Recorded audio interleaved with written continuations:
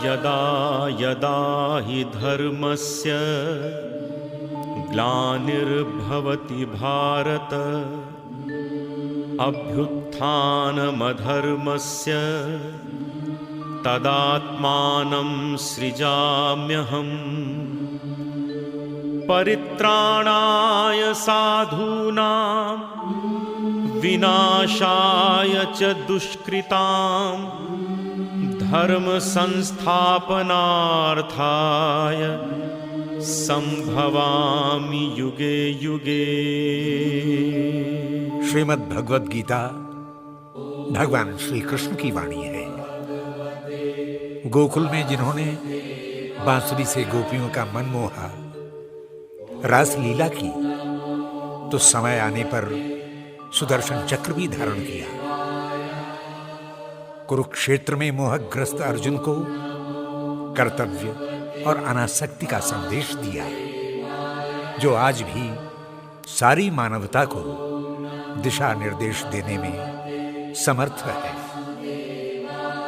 योगेश्वर श्री कृष्ण ने जीवन के कुरुक्षेत्र में ज्ञान, भक्ति और कर्मयोग का सामंजस्य प्रस्तुत करते हुए कहा, जीवन से भागो मत, जीवन जियो। जीवन से कर्म से संन्यास मत लो। कर्म फल की कामना का त्याग करते हुए सन्यासी बनो। केवल शरीर मरता है, आत्मा अमर है। श्री कृष्ण का यह संदेश आज भी उतना ही उपयोगी है जितना महाभारत काल में था। गीता हमें जीवन जीने की कला सिखाती है। जीवन जिसमें फल की कामना से रहित कर्म हो, इसलिए कर्म करते रहो, कर्ता मत बनो। कर्ता तो परमात्मा है, तुम तो साधन मात्र हो। ओम तत्सदिति श्री परमात्मने नमः। अथ श्रीमद् भगवद गीता प्रथमोऽध्यायः। धृतराष्ट्र उवाच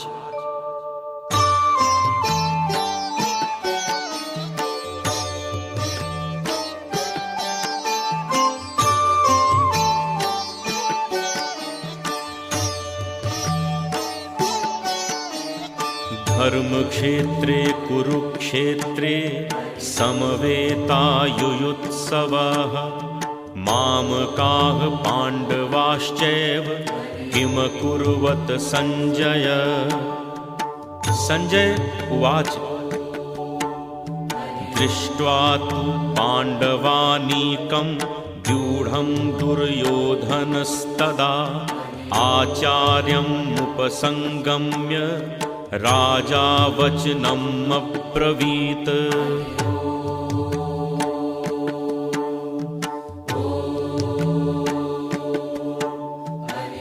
धृतराष्ट्र ने संजय से पूछा, धर्मभूमि कुरुक्षेत्र में युद्ध की इच्छा से एकत्रित मेरे और पांडु के पुत्रों ने क्या किया, मुझे बताओ तो।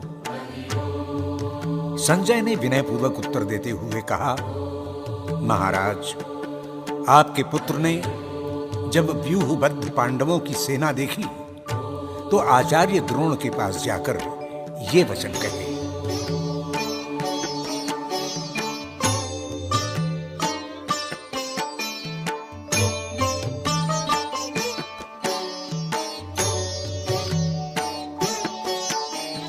पश्येतां पाण्डुपुत्राणामाचार्य महतीं च मुं व्यूढां द्रुपदपुत्रेण तव शिष्येण धीमता अत्र शूरा महेश्वासा भीमार्जुनसमायुधि युयुधानो विराटश्च द्रुपदश्च महारथः।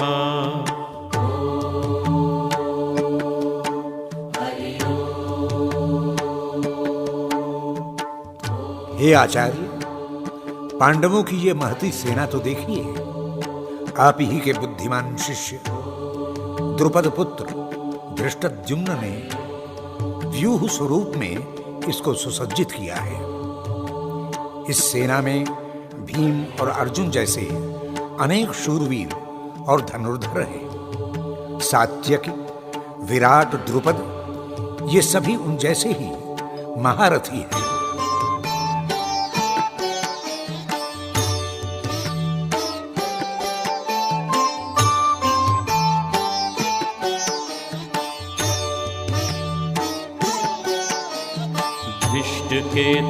धृष्टकेतुश्चेकितानः काशीराजस्य वीर्यवान् पुरुजित कुन्तिभोजस्य शैब्यश्च नरपुङ्गवा युधामन्युश्च विक्रान्त उत्तमौजाश्च वीर्यवान् सौभद्रो द्रौपदेयाश्च सर्व एव महारथाः।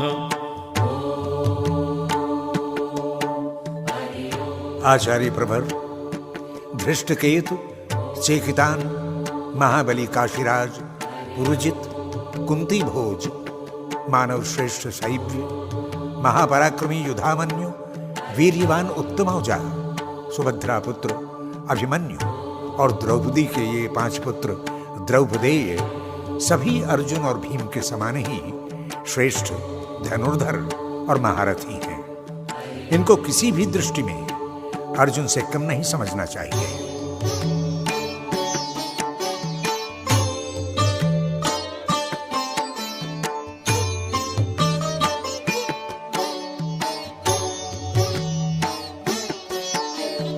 अस्माकं तु विशिष्टाये तान्यबोधद्विजोत्तम नायका मम सैन्यस्य संज्ञार्थं तान् ब्रवीमि ते भवान् भीष्मश्च कर्णश्च कृपश्च सम्मितिं जय अश्वत्थामा विकर्णश्च सौमदत्तिस्तथैव च।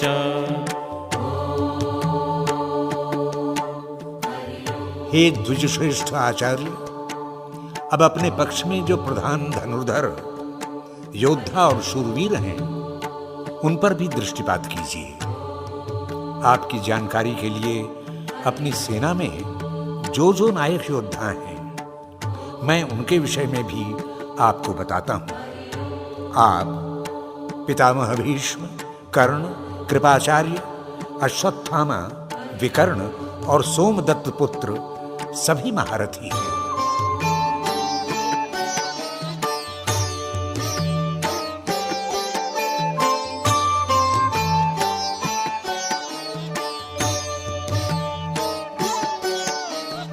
अन्ये च बहवः शूरा मदर्थे त्यक्तजीविताः नानाशस्त्रप्रहरणाः सर्वे युद्धविशारदाः अपर्याप्तं तदस्माकं बलं भीष्माभिरक्षितं पर्याप्तं त्विदमेतेषां बलं भीमाभिरक्षितम्।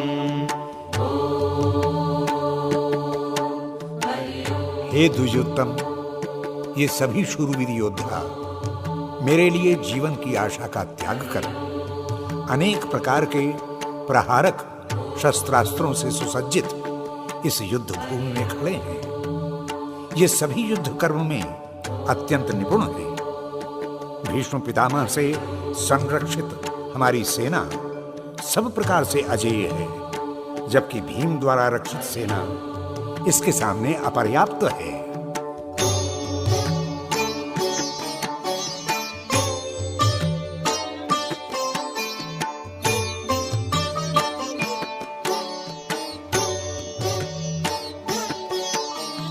अयनेषु च सर्वेषु यथा भागम् अवस्थिताः भीष्ममेवाभिरक्षन्तु भवन्तः सर्व एव हि तस्य सञ्जयन हर्षम् कुरुवृद्धः पितामहः सिंहनादं विनद्योच्चैः शंखं दध्मौ प्रतापवान्। आचार्य श्रेष्ठ, व्यूह के जिन स्थानों पर आप सब सेना नायक नियुक्त हैं, वहीं पर रहते हुए आप भीष्म पितामह की सब ओर से रक्षा करें।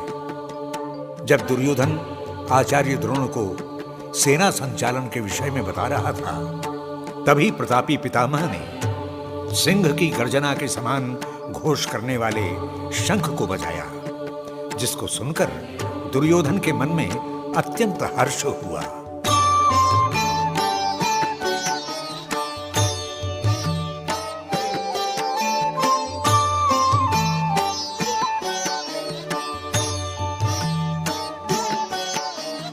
ततः शंखाश्च भैर्यश्च पणवानक गोमुखाः सहसैवाभ्यहन्यन्त सशब्दस्तु मुलोऽभवत्। ततः श्वेतैर्हयैर्युक्ते महती स्यन्दने स्थितौ माधवः पाण्डवश्चैव दिव्यौ शंखौ प्रदध्मतुः।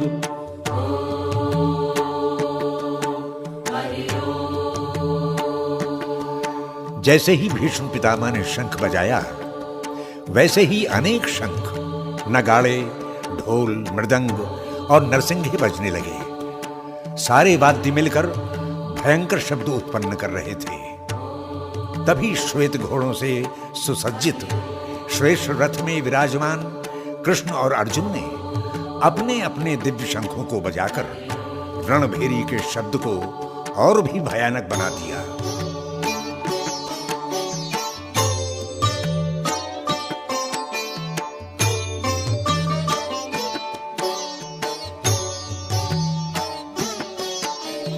पांचजन्यं ऋषिकेशो देवदत्तं धनञ्जयः पौण्ड्रं दधमो महाशंखं भीमकर्माव्रकोदरः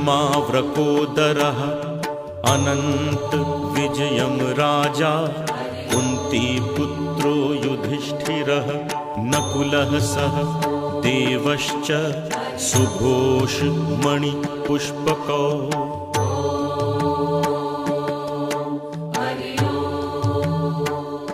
भगवान श्री कृष्ण ने अलौकिक पांचजन्य शंख और अर्जुन ने अपना दिव्य देवदत्त नामक शंख बजाया तथा भीम ने पौंड्र नामक शंख बजाया। कुंती के ज्येष्ठ पुत्र राजा युधिष्ठिर ने अनंत विजय नामक शंख तथा माद्री पुत्र नकुल और सहदेव ने सुघोष और मणिपुष्पक नामक शंख से उद्घोष किया।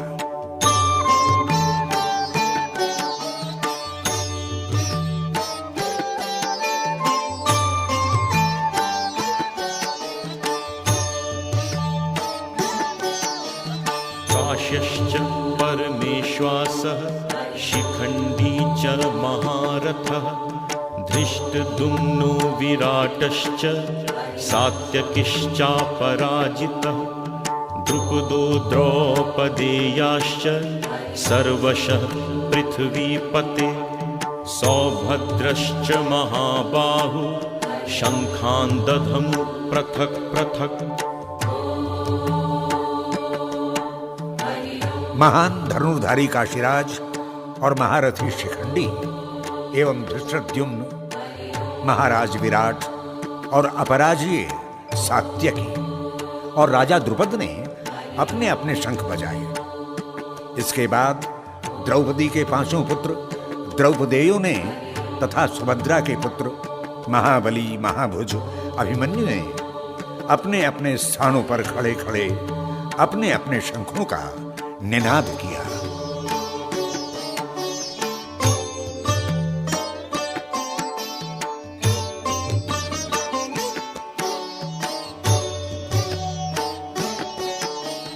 सघोषोधार्तराष्ट्राणां हृदयानि व्यदारयत् नभश्च पृथिवीं चैव तुमुलो व्यनुनादयन् अथ व्यवस्थितान् दृष्ट्वा धार्तराष्ट्रान् कपिध्वज प्रवृते शस्त्रसम्पाते धनुरुद्यम्य पांडवः।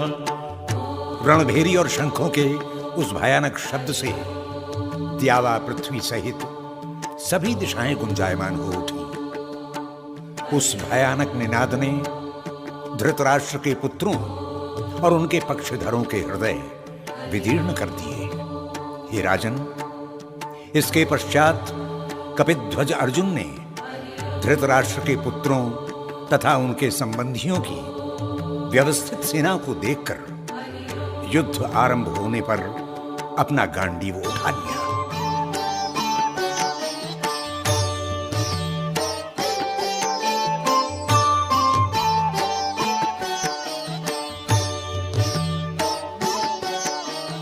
ऋषिकेशं तदा वाक्यम् इदमाह महीपते। अर्जुन उवाच सेनयोरुभयोर्मध्ये रथं स्थापय मेच्युत यावदेतान्निरीक्षेऽहं योद्धकामानवस्थितान् कैर्मया सह योद्धव्यम् अस्मिन् रणसमुद्यमे।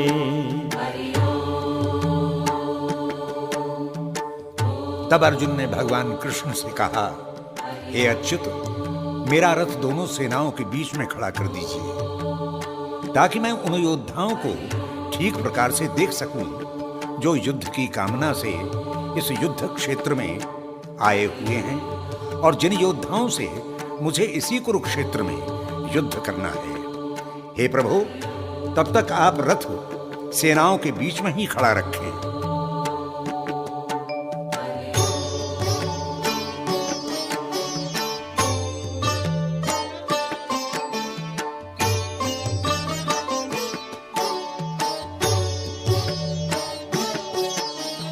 योत्स्यमाना नवेक्षेऽहं य एतेऽत्र समागता धार्तराष्ट्रस्य दुर्बुद्धे युद्धे प्रिय चिकीर्षवः। संजय उवाच एवमुक्तो ऋषिकेशो गुडाकेशेन भारत सेनयोरुभयोर्मध्ये स्थापयित्वा रथोत्तमम्। इस युद्ध में जो दुर्बुद्धि दुर्योधन का हित चाहते हैं और उसी को विजयी बनाने के लिए इस सेना में लड़ने को उद्यत हैं, मैं ऐसे सभी योद्धाओं को ठीक से देखना चाहता हूं। युद्ध क्षेत्र का विवरण देने वाले संजय ने धृतराष्ट्र से कहा, हे भारत, अर्जुन के इन वचनों को सुनकर श्री कृष्ण ने वह उत्तम रथ दोनों सेनाओं के बीच में खड़ा कर दिया।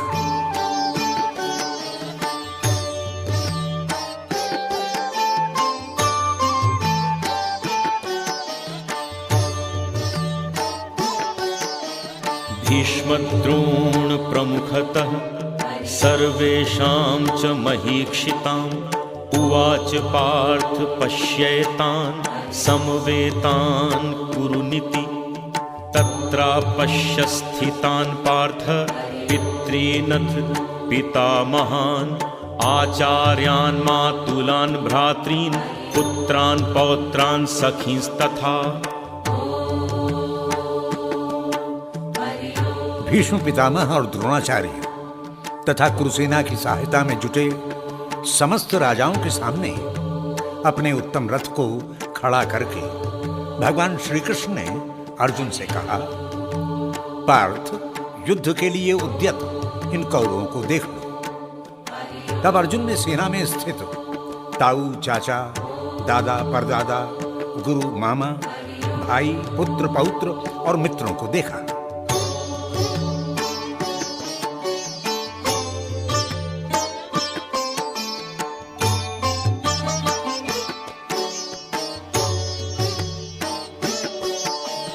शशुरान् सुहृदश्चैव सेनयोरुभयोरपि तान् समीक्ष्य स कौन्तेयः सर्वान् बन्धुनवस्थितान् कृपया पर्याविष्टो विषीदन्निदमब्रवीत्। अर्जुन उवाच दृष्ट्वेमं स्वजनं कृष्ण युयुत्सुं समुपस्थितम्। पृथापुत्र अर्जुन ने देखा कि दोनों सेनाओं में ही उसके ससुर और सुहृद खड़े हैं। युद्ध की कामना से उत्तेजित युद्ध क्षेत्र में खड़े अपने बंधुओं और संबंधियों को देखकर अर्जुन का हृदय करुणा से भर गया। शोकाकुल अर्जुन ने भगवान कृष्ण से कहा, हे कृष्ण, स्वजनों को युद्धोत्सुक देखकर मेरा मन दुख के सरोवर में डूबा जा रहा है।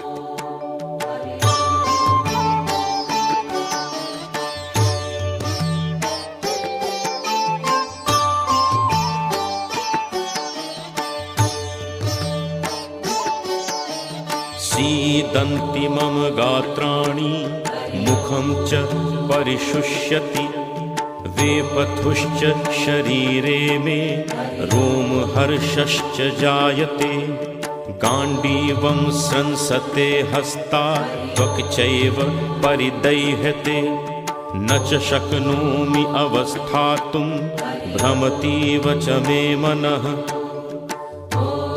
हे कृष्ण, मेरे सारे अंग इस दुखद अनुभूति से शिथिल हुए जा रहे हैं। मुख शोकाग्नि से सूख रहा है तथा सारे ही शरीर में रोमांच और कंपन हो रहा है। मेरा गांडीव मेरे हाथ से फिसला जा रहा है, सारी त्वचा जैसे जल रही है, मन भ्रमित हो रहा है तथा मैं सीधा खड़ा होने में अपने को असमर्थ पाता हूं।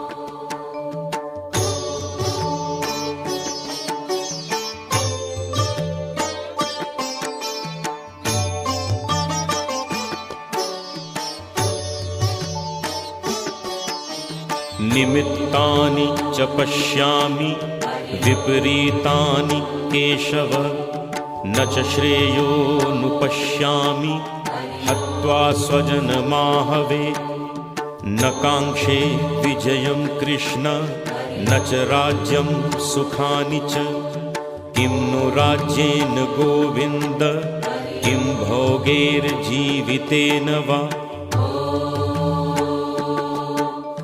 हे केशव, ये विपरीत लक्षण युद्ध में प्रवृत्त होने से मुझे रोक रहे हैं। इन स्वजनों को मारकर मुझे किसी प्रकार का कल्याण नहीं दिखता। प्रभु, न तो मैं विजय की कामना करता हूं न राज्य सुखों की। हे गोविंद, ऐसे राज्य सुख तथा दूसरों की मृत्यु से जन्मे भोग से भी क्या लाभ।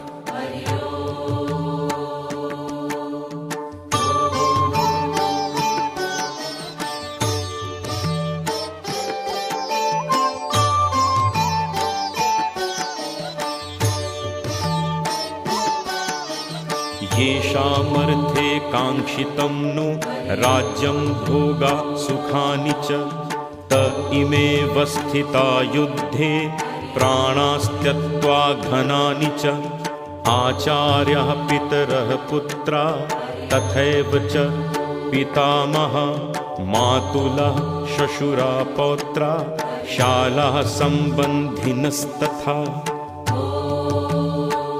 हे कृष्ण, ये राजसुख, ऐश्वर्य भोग व्यक्ति परिवार और स्वजनों के लिए चाहता है। ये सभी परिवार के सदस्य एवं मित्रगण जीवन की आशा त्याग कर युद्ध करने के लिए उपस्थित हैं। युद्ध क्षेत्र में खड़े सभी योद्धा या तो मेरे गुरु समूह में से हैं या ताऊ, चाचा, पुत्र, पितामह, ससुर, पौत्र, साले अथवा अन्य संबंधी हैं।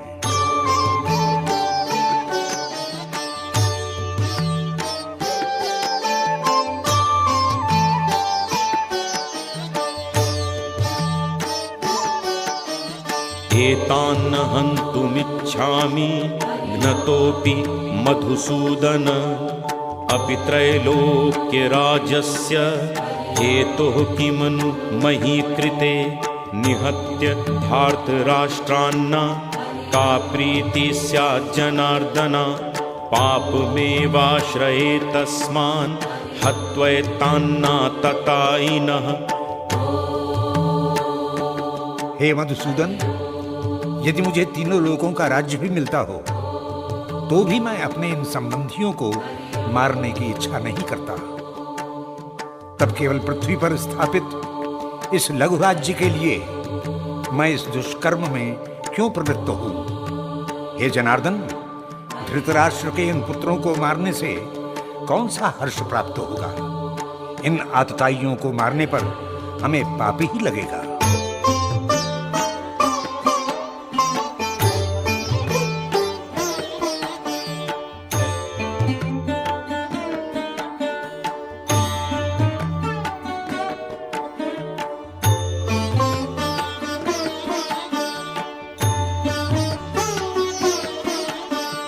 तस्मान्नार्हा वयं हन्तुं धार्तराष्ट्रान् स्वबान्धवान् स्वजनं हि कथं हत्वा सुखिनः स्याम माधव। यद्यप्येते न पश्यन्ति लोभोपहत चेतसः कुलक्षयकृतं दोषं मित्रद्रोहे च पातकम्। वास्तव में अर्जुन स्वयं महान योद्धा है। उसे युद्ध करने और शत्रुओं का वध करने में कोई संकोच नहीं है। संकोच है तो स्वजनों को मारने में है। इसीलिए वो कृष्ण से कहता है, हे माधव, धृतराष्ट्र के इन पुत्रों और संबंधियों को मारकर हम कैसे सुखी रहेंगे? ये तो हमारे भाई और संबंधी हैं। ये लोभ के वश में होकर कुलनाश और मित्रद्रोह का पाप नहीं देख रहे, पर हम तो देख रहे हैं।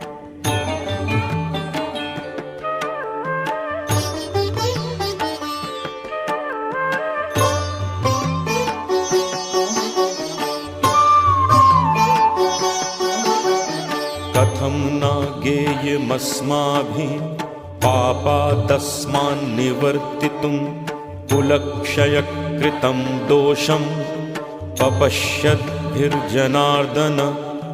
कुलक्षये प्रणश्यन्ति कुलधर्माः सनातनाः धर्मे नष्टे कुलं कृत्स्नम् अधर्मोऽभिभवत्युत। हे जनार्दन, कुल विनाश से उत्पन्न दोषों को जानने के कारण हमें तज्जनित दोषों पर विचार करना चाहिए। सभी जानते हैं कि कुल के नष्ट हो जाने पर उससे जुड़े सनातन धर्म भी नष्ट हो जाते हैं। धर्म का विनाश होने पर सारा कुल पाप की दलदल में डूब जाता है। अर्जुन के इस वचन में भी वही दोष दिखाई देता है जो धृतराष्ट्र ने मामका पांडवाश्चैव कहकर प्रकट किया था।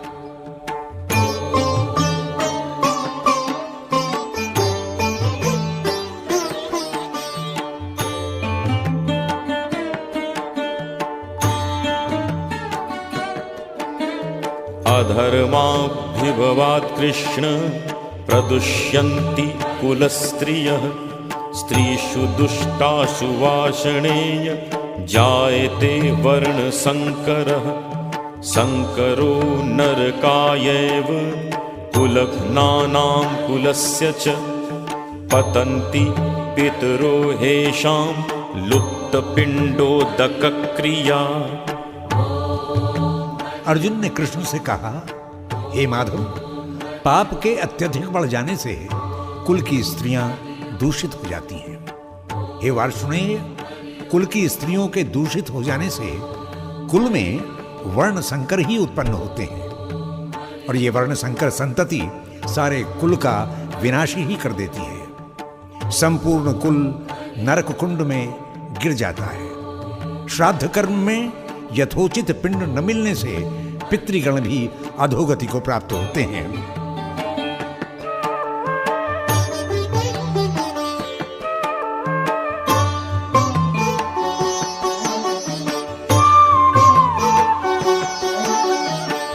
शैरेतैः कुलघ्नानां वर्णसङ्करकारकै उत्सादयन्ते जातिधर्मा कुलधर्माश्च शाश्वताः उत्सन्नकुलधर्माणां मनुष्याणां जनार्दन नरके नियतं वासो भवतीत्यनुशुश्रुमा। अर्जुन बहुश्रुत विद्वान की भांति बोले जा रहा है, हे मधुसूदन, वर्ण संकर कुल और कुल धर्म का तो विनाश करते ही हैं, संपूर्ण जाति का भी नाश कर देते हैं। हे जनार्दन, जिस जाति से कुल धर्म नष्ट हो जाते हैं उस जाति के सभी मनुष्य अनंत काल तक नरक के दुख और पीड़ाओं का भोग करते हैं। हमारे पूर्वज ऐसा ही कहते रहे हैं, हमने यही सुना है।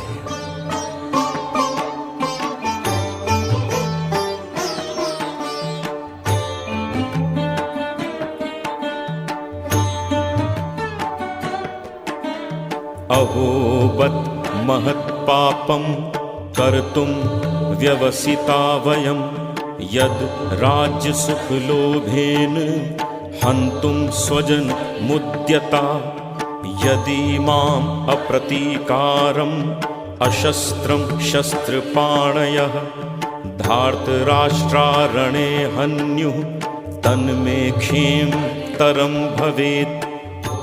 संजय उवाच एवम् उक्त्वार्जुनः सङ्ख्ये रथोपस्थ उपाविशत् विसृज्य सशरं चापं शोकसंविघ्नमानसाः।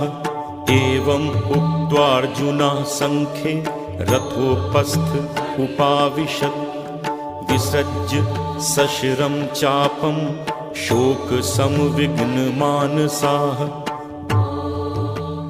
हे माधव, ये कितने खेद की बात है कि हम सब कुछ जानते हुए भी महापाप करने के लिए उद्यत हो गए। केवल राज्य सुख के लालच में आकर अपने ही बंधुओं को मारने के लिए आज हम तैयार हैं।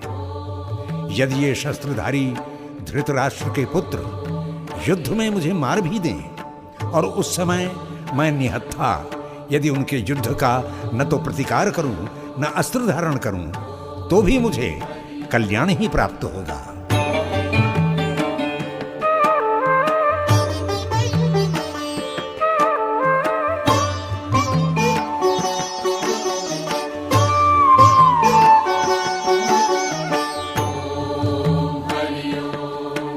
धृतराष्ट्र को कुरुक्षेत्र युद्ध का विवरण देते हुए संजय ने कहा, हे राजन, इस प्रकार अर्जुन मोहजन्य विषाद से इतना ग्रस्त हो गया कि उसने युद्धारंभ होने से पूर्व ही बाणों सहित अपना गांडीव धनुष एक ओर रख दिया और स्वयं भी रथ के पिछले भाग में जाकर बैठ गया।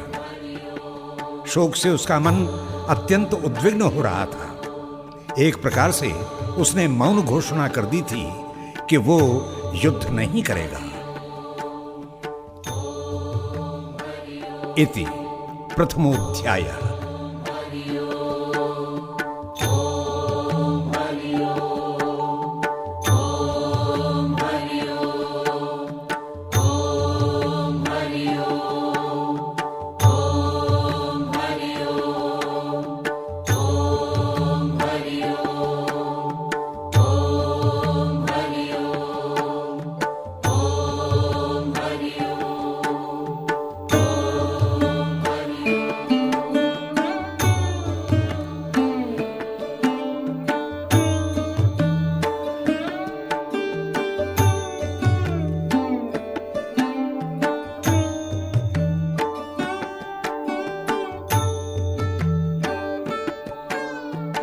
अर्जुन ने अपने गुरुजनों, संबंधियों और मित्रों को युद्ध के लिए तत्पर देखा तो ग्लानि ने मानो उसे अंधेरे गहरे सागर में डुबो दिया। उसका मन विषाद से भर गया। विषाद भी एक योग है। विषाद से ही व्यक्ति में जानने की प्रवृत्ति जागती है और व्यक्ति श्रेयस्कर क्या है, उसका साधन क्या है, इसकी खोज में चिंतन जगत में घूमने लगता है। सत्पुरुषों में यदि विषाद उत्पन्न होता है तो उनका मन भौतिक सुखों के आकर्षण से विद्रोह करने लगता है। अर्जुन भी श्री कृष्ण से कहता है, हे कृष्ण, मैं विजय नहीं चाहता और राज्य सुखों के प्रति अब मन में घृणा सी हो गई है, क्योंकि राज सुखों और भोगों तथा जीवन से भी मेरा क्या प्रयोजन, यह अब मेरी समझ में नहीं आ रहा। अर्जुन के मानस में जीवन के मूलभूत प्रश्न कुलबुला रहे हैं। वो मूलभूत प्रश्नों के उत्तर ढूंढ लेना चाहता है। विषाद जागरण का द्वार खोल देता है। इसीलिए गीता के इस प्रथम अध्याय का नाम है अर्जुन विषाद योग। विषाद मनुष्य के मन में झंझावात सा उठा देता है, उसे सन्मार्ग की दिशा खोजने को विवश कर देता है। विषाद से अनासक्ति का भाव जगता है, जो योग का प्रथम सोपान है। महापुरुषों के जीवन में यही विषाद क्रांति उत्पन्न कर देता है और उनका जीवन कुछ से कुछ हो जाता है। विषाद है क्या? विषाद एक मानसिक आघात जैसी व्यवस्था है जो स्वार्थ से प्रारंभ होकर परार्थ पर चलने की प्रेरणा देती है। अर्जुन को भी धृतराष्ट्र की तरह अपनों के प्रति मोह हो गया था, जिसने उसके मन में संतुलन को बिगाड़ दिया। ऐसी स्थिति में बुद्धि निष्क्रिय हो जाती है, आशंकाओं का उल्कापात होने लगता है। अर्जुन सोचने लगा, इस युद्ध से तो सारा कुल नष्ट हो जाएगा, स्त्रियां दूषित हो जाएंगी, कुल धर्म और सनातन धर्म नष्ट हो जाएंगे, जिसके कारण वर्ण संकर पैदा होंगे, जिनके मन में श्रद्धा नहीं रहेगी और जिसके कारण पिंडदान न मिलने पर पितृगण अधोगति को प्राप्त होने लगेंगे। हमारा तो अस्तित्व ही नष्ट हो जाएगा। उसकी ये सारी आशंकाएं जनश्रुति को प्रमाण मानकर उत्पन्न हो रही थी। अर्जुन को शास्त्र का ज्ञान नहीं था, इसीलिए वो कृष्ण की शरण में गया।